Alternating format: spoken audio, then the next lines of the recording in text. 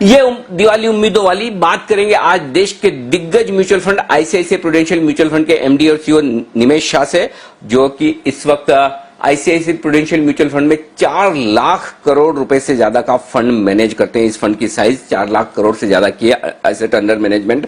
और खास तौर से हमने इन्वाइट इस वजह से किया है कि निमेश भाई 2 साल से एक स्लोगन दे रहे हैं, ये दिवाली एसआईपी वाली, लेकिन इस बार उन्होंने अपने स्लोगन में बदलाव किया है, ये दिवाली बीएएफ यानी कि बैलेंस एडवांटेज फंड वाली। तो आइए यही जानने की कोशिश करते हैं कि 2 साल बाद जो ये नया स्लोगन आया, इसके पीछे इन्वेस्टर्स को इससे कैसे फायदा हो, जो लाखों इन्वेस्टर्स हैं आईसीआईसीआई प्रूडेंशियल म्यूचुअल फंड के, वो कैसे इसका फायदा उठाए। निमेश भाई, सबसे पहले तो बहुत बहुत धन्यवाद, आपका वक्त निकाला आपने जी बिजनेस के लिए, और आपको, आपकी पूरी टीम और आईसीआईसीआई प्रूडेंशियल म्यूचुअल फंड के सभी निवेशकों को दिवाली की हमारी तरफ से बहुत बहुत शुभकामनाएं sir. Thank you, same to you and your viewers. बिल्कुल। निमेश भाई, सबसे पहला सवाल मेरा इसी बात पर है, जो आईसीआईसीआई प्रूडेंशियल की टैगलाइन है, ये दिवाली बैलेंस एडवांटेज फंड वाली, इसके पीछे क्या ऑब्जेक्टिव्स है, कैसे आपने ये लाइन चुनी और क्यों? एक्चुअली जिस तरह से मार्केट बढ़ रहा है, जिस तरह से इकोनॉमी चल रही है लास्ट 7 महीने में, हम आपसे पहले भी बात करते थे, तो हमें लगता है कि there are so many positive flows that are happening from the market.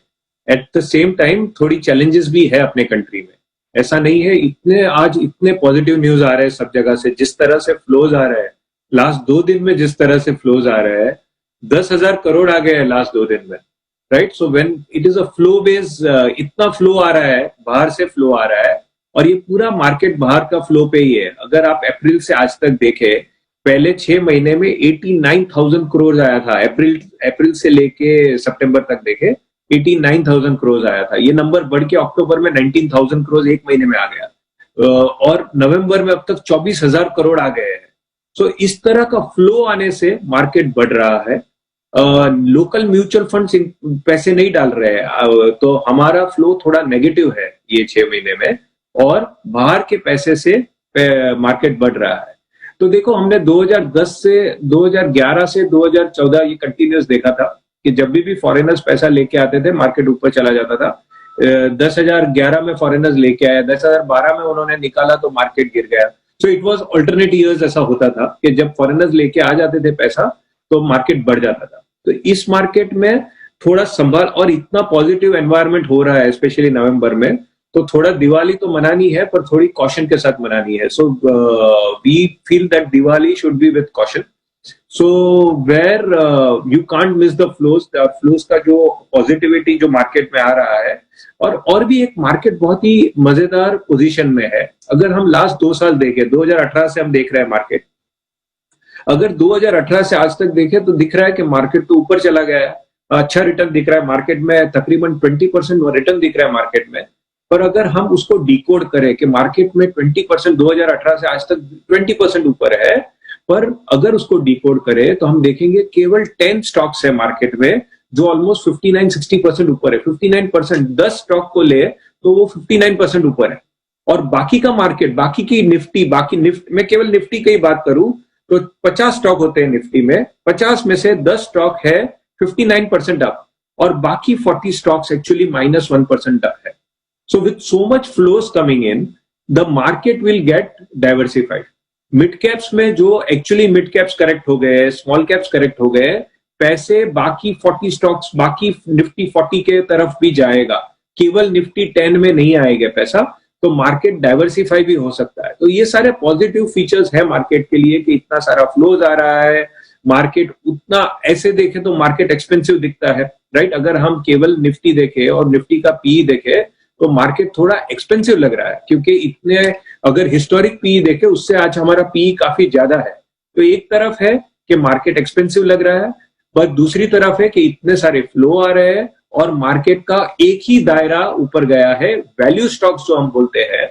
So US में ये ऑलरेडी देखा गया है कि मोमेंटम स्टॉक्स नहीं बढ़े। इनफैक्ट अगर नवंबर देखे तो मोमेंटम स्टॉक्स कम हुए हैं और वैल्यू स्टॉक्स बढ़े हैं। तो इंडिया में भी मेरी उम्मीद है कि वो इनिशियल साइंस आ गई है। अगर लास्ट 1 महीने का हम रिटर्न देखें तो बैंकिंग ने अच्छा किया है, यूटिलिटीज ने अच्छा किया है, पावर ने अच्छा किया है। जो पहले 4-5 साल जिन्होंने अच्छा नहीं किया था, वो सारे स्टॉक्स अभी अच्छे करने लगे हैं। वेनेवर सो मच 2003 से 8 में भी यही हुआ था, जब बाहर से ज्यादा पैसा आता है तो मार्केट ब्रॉडबेज होने लगता है। So this are the signs that we are seeing. So we see a lot of risk in the market, at the same time हमको बहुत सारी अपॉर्चुनिटी, तो रिस्क और अपॉर्चुनिटी मार्केट में दोनों दिख रही है। तो ये टाइम में थोड़ा बैलेंस करना जरूरी है, इसलिए हम बोलते हैं। और अब ये लगातार मैं आपके साथ 5 साल पहले भी जब बात कर रहा था, कभी भी मैं बैलेंस एडवांटेज फंड की बात कर रहा हूं।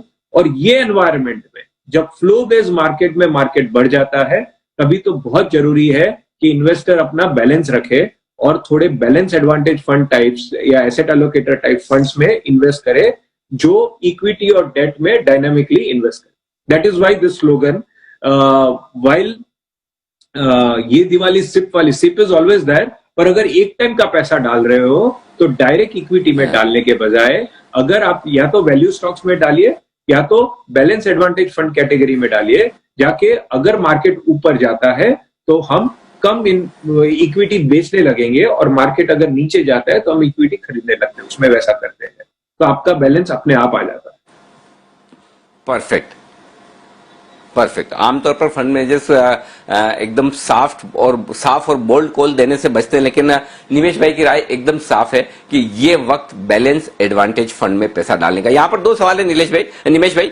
एक तो ये कि क्या बैलेंस एडवांटेज फंड में एसआईपी के जरिए डाले, या जिन लोगों को एक मुश्त पूरा पैसा डालना है वो भी डाल सकते हैं? और दूसरा ये कि कई लोगों को कंफ्यूजन हो जाए, इसलिए एक बार फिर से आपके मुंह से सुन लें, एसआईपी तो कंटिन्यू कर दी है ना, वहां पर रोकना नहीं है? एसआईपी बैलेंस एडवांटेज फंड में बोलूंगा कि एक तरह से एक टाइम की हम एसआईपी क्यों करते, एक टाइप का एवरेजिंग ही है। एसआईपी हम क्यों करते हैं कि हम कॉस्ट एवरेजिंग कर ले, अलग अलग टाइम पे हम मार्केट में आए, राइट। इधर हम अगर वन टाइम पैसा डाल रहे हो, एसआईपी तो चालू ही रखनी है, एसआईपी में भी जोर में इन्वेस्ट कर सकते हैं। पर अगर एसआईपी में क्या होता है, आपका कॉस्ट एवरेजिंग हो जाता है, जबकि बैलेंस एडवांटेज फंड में ये वन टाइम एसआईपी में बोल सकता हूं बैलेंस एडवांटेज फंड कि बैलेंसिंग जो आपको एवरेजिंग जो आपको एसआईपी में मिलता है, वही एवरेजिंग, बिकॉज हम ले बेच करते रहते हैं। तो अगर वन टाइम डालना है तो ये बेस्ट है। इवन अगर लास्ट 10 साल देखे, लास्ट 7 साल देखे, लास्ट 5 साल देखे, लास्ट 3 साल देखे, तो ये स्ट्रेटेजी अभी बहुत ही एक कैटेगरी बन गई है। ये हमने इनिशियली एक फंड बन के चालू किया था, पर सेबी ने भी ये कैटेगरी रिकॉग्नाइज कर दी है कि बैलेंस एडवांटेज फंड एक कैटेगरी है। क्यों ये रिटेल इन्वेस्टर्स के लिए बहुत अच्छा है? अगर हम आपका लास्ट 7 साल में का रिकॉर्ड देखें, मैं तो 3-5 नहीं बोल रहा हूं, 7 साल का रिकॉर्ड बोल रहा हूं, 10 साल का रिकॉर्ड बोल रहा हूं, तो लास्ट 7 ईयर्स में ये फंड ने केवल 53% इक्विटी में इन्वेस्ट किया है, राइट। 53% आपको रिस्क लगी है, पर आपको रिटर्न निफ्टी से ज्यादा मिला। So that is the beauty of this, because we keep on. ये देखो, म्यूचुअल फंड जो अगर ले बेच करता है ना, हमको टैक्स नहीं लगता है म्यूचुअल फंड के अंदर, राइट। म्यूचुअल फंड के अंदर हम जब ले और बेचते हैं तो हमको टैक्स नहीं लगता है। तो आपको टैक्स, इसके अंदर जो ट्रेडिंग भी होता है वो टैक्स फ्री होता है, क्योंकि अगर हम रोज बेचते हैं और रोज खरीदते हैं तो वो टैक्स का भी एडवांटेज कस्टमर को मिलता है। So I think from both sides the balance advantage strategies are no brainer. सबका कोर पोर्टफोलियो, आईसीआईसीआई प्रूडेंशियल की ये कोशिश रही है कि सबके कोर एलोकेशन में बैलेंस एडवांटेज आ जाए, specially in over valued market. So SIP is always there, and in fact we are one of the biggest in the SIP in the country, and we will strongly advocate that SIP तो अगर only equity funds में डाल रहे हो तो SIP के नजरिए से डालो। बैफ में या तो आप SIP भी डाल सकते हो और वन टाइम भी इन्वेस्ट कर सकते हो, आपको एवरेजिंग का बेनिफिट मिल जाएगा। डेफिनेटली। तो चलिए, ये आपके लिए राय एकदम साफ है, एसआईपी आप कर रहे हैं, करते रहें। और अगर फ्रेश पैसा डाल रहे हैं तो इस वक्त सीधा पूरा इक्विटी में डालने के बजाय बेहतर ये होगा कि आप बैलेंस फंड में डाल दें, बैलेंस एडवांटेज फंड में डाल दें, ताकि थोड़ा पैसा आपका इक्विटी में जाए और थोड़ा पैसा आपका जाए डेट में। आपकी बातों से और साथ ही जो फ्लोज हाल ही में दिख रहे हैं पिछले 15-20 दिनों में डोमेस्टिक फंड्स की तरफ से बिकवाली के, ऐसा लग रहा है निमेश भाई कि थोड़ा सा कॉशियस व्यू है, थोड़ा सावधानी का व्यू है। ऐसा व्यू क्यों बन रहा है? क्या वजह है कि हमारी घरेलू म्यूचुअल फंड इंडस्ट्री थोड़ी सी कॉशियस है? क्या थोड़े इन्फ्लोज कम हो गए इस वजह से हाथ खींचा है, या फिर मार्केट ओवर हीटेड है, थोड़ा यूफोरिया बन रहा है इस वजह से रुक रहे हैं? नहीं, वो तो हम बहुत क्लियर है। हमारे पास अगर आप देखें, हमारे म्यूचुअल फंड्स के अगर फ्लो नेगेटिव हो गए, कस्टमर हमारे पास इन्वेस्ट करे तो हम मार्केट में डालते हैं। We are not in the business of taking, except in balance advantage fund, where we are suppose to take a debt call. अगर आप मेरे आईसीआईसीआई प्रूडेंशियल ब्लू चिप में डालोगे तो मुझे इन्वेस्ट करना ही है वो पैसा। तो अगर आपके श्रोता या मेरे कस्टमर अगर हमारे में इन्वेस्ट करते हैं तो हम जाके खरीदेंगे। पर अगर हम लास्ट 6 महीने देखें, लास्ट 5 महीने देखें, तो हमारे फ्लोज, म्यूचुअल फंड इंडस्ट्री के फ्लो पॉजिटिव नहीं है, स्लाइटली नेगेटिव है। इंडियन इन्वेस्टर्स उतने, तो we are a factor. Mutual fund का लेना और बेचना मार्केट में is directly related to what our investors are doing with us. If investors are taking out money, अगर इन्वेस्टर्स रिडेम्पशन कर रहे हैं तो मुझे भी बेचना पड़ेगा, और अगर इन्वेस्टर्स इनफ्लोज आ रहे हैं तो मुझे भी खरीदना पड़ेगा। So it has got nothing to do with our views on the market, it has to do more with what is the investor sentiment today and whether he is investing or not.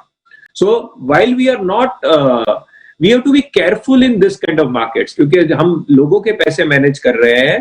तो accept value stock, सी value, मैंने जैसे बोला, अगर अपना Nifty का confusion, Nifty में दो Nifty हो गए, टॉप 10 निफ्टी और नेक्स्ट 40 निफ्टी।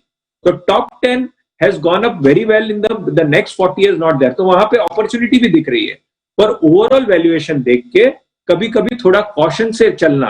और ये डायनामिक एसेट एलोकेशन, जो बैलेंस एडवांटेज फंड है, जो इक्विटी और डेट में दोनों में इन्वेस्ट करता रहता है, वो करने की स्ट्रेटेजीज, हमारा लास्ट 10 साल का एक्सपीरियंस है अभी, कि वो type of strategies are the best for retail investors और for HNI investors to come in the market because of overvalued nature of the market. कल अगर यूएस में से देखो, US another source of volatility will be the US market itself. जब US market ऊपर जाता है, हमारी भी मार्केट ऊपर चली जाती है। पर US market is in a quite overvalued zone. अगर यूएस मार्केट में, यूएस में कुछ झटका लगता है, यूएस में कुछ बड़ा करेक्शन आता है, उसकी गूंज इंडिया में भी लगेगी। तो हमको ये संभाल के, इसलिए मैं बोलता हूं कि there are lot of opportunities, at the same time there are lot of risk in this business, so it is better to go with caution.